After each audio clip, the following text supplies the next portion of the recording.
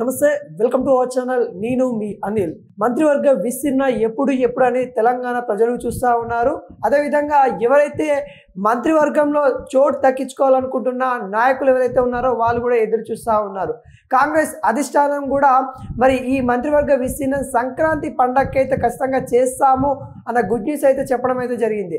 తెలంగాణలో ఏదైతే గవర్నమెంట్ ఏర్పడి సంవత్సర కాలం అయినప్పటికీ కూడా ఇంకా మంత్రివర్గ విస్తరణ కాలేదు. దాదాపుగా తెలంగాణలో 18 స్థానాలు మంత్రివర్గాలు ఉంటే ఇప్పటికే 12 స్థానాలు అయితే ఫుల్ఫిల్ అయిపోయాయి. ఇంకా 6 స్థానాలు సీఎం రేవంత్ రెడ్డి దగ్గరనే ఉన్న దాఖలాలు అయితే కనబడతా ఉన్నాయి.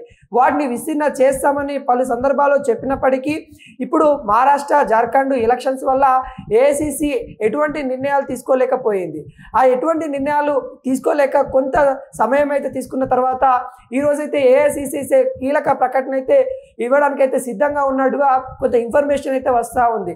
అసలు ఈ ఏదైతే 6 మినిస్టర్స్ ఉన్నాయో దానిలో ఎవరికి చోటు దక్కనుంది? బడా నాయకులు ఇప్పుడే ఢిల్లీకి సంబంధించిన బడా నాయకులతో కూడా మంత్రాలు జరుపుతూ ఉన్నారంట. అసలు ఇక్కడున్న నాయకత్వాలకి మనం చూసుకున్నట్లయితే 12 మంత్రివర్గంలో చోటు దక్కింది. చాలా వరకు అయితే రెడ్డి సామాజిక వర్గానికి చోటు దక్కిందనే ఆరోపణలు అయితే మరి సీఎం రేవంత్ రెడ్డి పైన అయితే ఉంది. రెడ్డి వర్గానికి సీఎం కాబట్టి తను వాళ్ళ వర్గానికే మేలు చేసుకుంటూ ఉంటారు. ఇటు స్థానికంగా కార్పొరేట్ చైర్మన్లు కానీ ఇటు ఏవైతే పదవులు ఉంటాయో నామినేట్ పదవులు కూడా మరి రెడ్డి వర్గానికి ఎక్కువ ఇస్తా ఉన్న ఆరోపణలు అయితే సీఎం రేవంత్ రెడ్డి అయితే ఉంది. కానీ ఈ ఆరోపణలు భిన్నంగా మంత్రివర్గ విస్తరణ చేయాలి అని కూడా ఏఐసిసి కూడా ఆలోచిస్తున్నాడు కూడా మనకైతే తెలుస్తూ ఉంది. దానిలో భాగంగా మిగిలి ఉన్న ఏవైతే ఉన్న స్థానాలు 6 స్థానాల్లో బీసీలకి 2 స్థానాలు ఇవ్వడానికి సిద్ధంగా ఉన్నట్టు కూడా తెలుస్తూ ఉంది. అదేవిధంగా మనం చూసుకున్నట్లయితే ఎస్సీ ఎస్టీ మైనార్టీలకు సంబంధించి వాళ్ళకు కూడా దీనిలో చోటు తగ్గియాలని కూడా ఏఐసిసి ఆలోచిస్తున్నట్టు కూడా తెలుస్తూ ఉంది. దానిలో భాగంగానే ఇప్పుడు మనము ప్రతి ఉమ్మడి జిల్లా చూసుకున్నట్లయితే 2 ఎస్సీ మంత్రివర్గులు అయితే ఉన్నారు. కానీ హైదరాబాదు ఆదిలాబాద్ ఇలా చూసుకున్నట్లయితే మంత్రివర్గంలో చోటు దక్కిన వాళ్ళు చాలా తక్కువ మంది ఉన్నారు. అంటే దానిలో ప్రాతినిధ్యం ఇస్తూ అంటే నల్గొండ హైదరాబాద్ మనం చూసుకున్నట్లయితే ఆదిలాబాద్ నిజామాబాద్ నుండి అయితే 4 వ్యక్తుల నుండి అయితే మరి మంత్రివర్గంలో చోటు దక్కనున్నట్టు కూడా తెలుస్తూ ఉంది. ముఖ్యంగా మనం నల్గొండ నుండి చాలా పోటీతత్వం అయితే మనకైతే కనబడతా ఉంది. నల్గొండ నుండి చూసుకున్నట్లయితే వేముల వీరేశం అయితే మరి పోటీకి వస్తూ ఉన్నారు. ఎస్సీ సామాజిక వర్గానికి చెందిన వ్యక్తి కాబట్టి తనకి మరి ఇవ్వాలి మంత్రి పదవి ఇవ్వాలి అని కూడా తనైతే ఫైట్ చేస్తున్న దాఖలాలు అయితే కనబడతా ఉన్నాయి. అదేవిధంగా మనం చూసుకున్నట్లయితే కోమటిరెడ్డి రాజగోపాల్ రెడ్డి కూడా గతంలో తను బీజేపీలో ఉన్నప్పుడు తను కాంగ్రెస్లో చేరేటప్పుడు కాంగ్రెస్ పెద్దలు చెప్పారంట, ఏదైతే కాంగ్రెస్ అధికారంలోకి వస్తే ఖచ్చితంగా నీకు మంత్రి పదవి ఇస్తామని చెప్పారు. ఈరోజు మాట తప్పబోరని కూడా ఎవరైతే రాజగోపాల్ రెడ్డి ఉన్నారో తనైతే ఆరోపిస్తూ ఉన్నారు. అదేవిధంగా చూసుకున్నట్లయితే బీసీ సామాజిక వర్గానికి కూడా మరి చోటు దక్కియాలి, ఖచ్చితంగా బీసీ సామాజిక వర్గానికి కూడా ఇవ్వాలి, బీర్ల ఐలయ్యకు కూడా మరి ఇవ్వాలి అన్నట్టు కూడా కొంత ఆరోపణలు అయితే వస్తున్నాయి. ఖచ్చితంగా బీసీ సామాజిక వర్గ కుర్మ సంఘానికి తను ప్రాతినిధ్యం ఉన్నాడు కాబట్టి ఖచ్చితంగా బీసీలకి న్యాయం చేసే దిశగా కాంగ్రెస్ పార్టీ చర్య తీసుకోవాలన్నట్టు కూడా తన యొక్క అభిప్రాయము బీర్ల ఐలయ్య అయితే వ్యక్తం చేస్తూ ఉన్నారు. అదేవిధంగా మనము ప్రధానంగా నల్గొండ నుండి ఇప్పటికే 2 మంత్రులు అయితే ఉన్నారు. 2 మంత్రులు ఉన్నప్పటికీ కూడా ఇంకా మనం చూసుకున్నట్లయితే ఉత్తమ్ కుమార్ సతీమణి కూడా మరి మంత్రి పదవి ఇవ్వాలి అన్నట్టు కూడా కొంతవరకు అయితే ఉత్తమ్ కుమార్ డిమాండ్ చేస్తున్న దాఖలాలు అయితే కనబడతా ఉన్నాయి. ఒకే కుటుంబంలో ఎలా ఇస్తాము, 2 మంత్రి పదవులు ఎలా ఇస్తాము అన్నట్టు కూడా అధిష్టానం ఆలోచిస్తున్న నేపథ్యం అయితే కనబడతా ఉంది. అదేవిధంగా హైదరాబాద్లో చూసుకున్నట్లయితే ఇక్కడ అన్ని ఎమ్మెల్యే స్థానాలు అయితే మరి బీఆర్ఎస్ గెలుచుకోవడం అయితే జరిగింది. ఇక్కడ ఎవరైతే బీఆర్ఎస్ నుండి గెలిచిన వాళ్ళు కాంగ్రెస్కి పార్టీ ఫిరాయించి వచ్చిన వాళ్ళే ఉన్నారు. కానీ కాంగ్రెస్ ఎమ్మెల్యేలు ఎవరైతే కాంగ్రెస్ బీఫామ్ మీద గెలిచిన వాళ్ళకి మాత్రమే మంత్రి పదవులు అయితే ఇస్తామని చెప్పారు. కాబట్టి ఈ హైదరాబాద్లో ఎవరు లేకపోవడం వల్ల మరి ఎమ్మెల్సీగా ఉన్న అమీర్ ఖాన్కి అయితే మరి ఇక్కడ దానికి మైనార్టీలో తనైతే ఎమ్మెల్సీగా అయితే ఉండడం అయితే జరిగింది. మైనార్టీ కాబట్టి తనకి ఇక్కడ మనం హైదరాబాద్లో చూసుకున్నట్లయితే ఇప్పుడు జిహెచ్ఎంసీ ఎన్నికలు కూడా రాబోతా ఉన్నాయి. ఇక్కడ స్థానికంగా కూడా మరి మంత్రి ఖచ్చితంగా ఉండాలి కాబట్టి ఎమ్మెల్సీకి ఇచ్చే ఛాన్స్ అయితే కనబడతా ఉంది.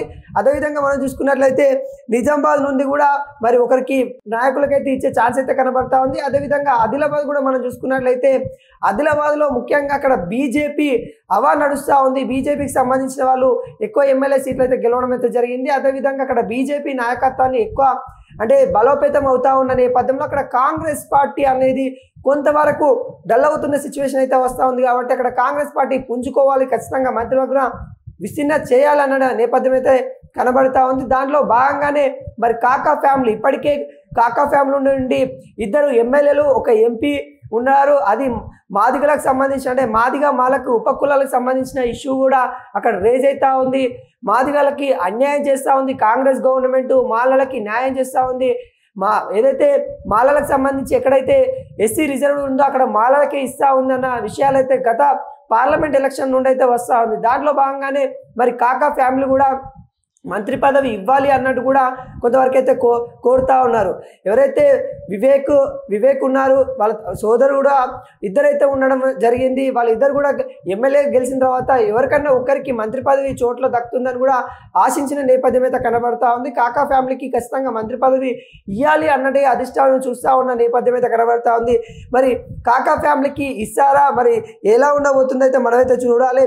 వినోద్, వివేక్ ఇద్దరు ఎమ్మెల్యే అయితే మనకైతే అక్కడ నుండి అయితే కనబడతా ఉన్నారు. కాకా ఫ్యామిలీ నుండి 2 ఉన్నారు, 1 ఎంపీ కూడా ఉండడం అయితే జరిగింది. మరి ఈ సామాజిక ఏవైతే ఉన్నాయో ఎస్సీ ఎస్టీ మాదిగలకు ఎవరైతే ఉన్నారో వాళ్ళకి సంబంధించిన ఈ అనాలసిస్ చేసిన తర్వాతే ఏఐసిసి నిర్ణయం తీసుకోవడానికి ముందు ఉన్నట్టు కూడా తెలుస్తూ ఉంది. అదేవిధంగా మల్లెడ్డి రంగారెడ్డికి సంబంధించిన వాళ్ళు కూడా మనం చూసినట్లయితే అతను కూడా మంత్రివర్గంలో చోటు దక్కాలి అనే నేపథ్యం అయితే కనబడతా ఉంది. ఇబ్రహీంపట్నం ఎమ్మెల్యే కూడా చూస్తూ ఉన్నారు.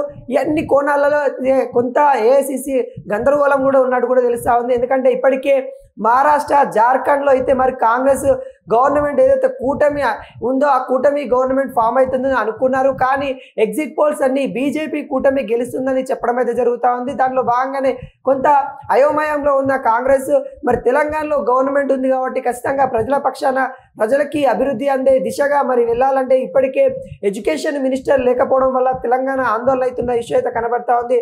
ప్రతి వారానికి ఒక ఇష్యూ అయితే ఎడ్యుకేషన్ సంబంధించిన స్కూళ్ళల్లో అయితే తలెత్తుతా ఉన్న నేపథ్యం అయితే జరుగుతూ ఉంది. ప్రజల్లో కొంత ఆందోళన చెందుతున్న నేపథ్యం అయితే కనబడతా ఉంది. కాబట్టి ఖచ్చితంగా ఏఐసిసి నిర్ణయాలు అయితే మరి తెరపైకి అయితే వస్తూ ఉన్నాయి. ఈ సంక్రాంతికి ఖచ్చితంగా మరి మంత్రివర్గ విస్తీర్ణ అయితే చేయబోతా ఉన్నాం అన్నట్టు కూడా చెప్తా ఉన్నారు. మరి ఎవరెవరికి స్థానాలు దక్కుతాయనే కొంత క్యూరియాసిటీ కూడా రాజకీయ వర్గాలలో కూడా చూస్తూ ఉన్నారు. ఒకవేళ మరి దీనిలో చోటు దక్కుతుందని ఆశించిన వారు ఎవరికన్నా చోటు రాకపోతే ఎవరన్నా మరి వాళ్ళు అలగడం కానీ ఇలా ఎవరన్నా పార్టీ ఫిరాయింపులు కానీ చేస్తారేమో భయంలో ఏఐసిసి కూడా ఉన్నట్టయితే కనబడతా ఉంది.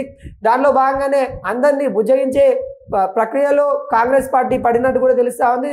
ఇప్పటికి కూడా రేవంత్ రెడ్డి కూడా ఒక లిస్ట్ అయితే తయారు చేసుకున్నారు. ఎవరికి మంత్రివర్గంలో చోటు కల్పించాలనే నేపథ్యం అయితే తనైతే ఇప్పటి వరకు అయితే తన ఒక అంటే పేర్లు అయితే నోట్ చేసుకున్న దాఖలాలు అయితే కనబడతా ఉంది. ఆ లిస్ట్ కూడా ఏఐసిసి ముందు పరిచే తరుణం అయితే కనబడతా ఉంది. రేవంత్ రెడ్డికి పూర్తి స్థాయిలో అధికారం ఇవ్వడం అయితే ఏఐసిసి అయితే ఇవ్వడం అయితే జరిగింది. దాంట్లో భాగంగానే మరి అతనికైతే మంత్రివర్గ విస్తీర్ణ చేసే ఛాన్స్ అయితే వస్తూ ఉంది. మరి ఎవరెవరికి చోటు దక్కుతున్న విషయాలు సంక్రాంతికి అయితే ఈ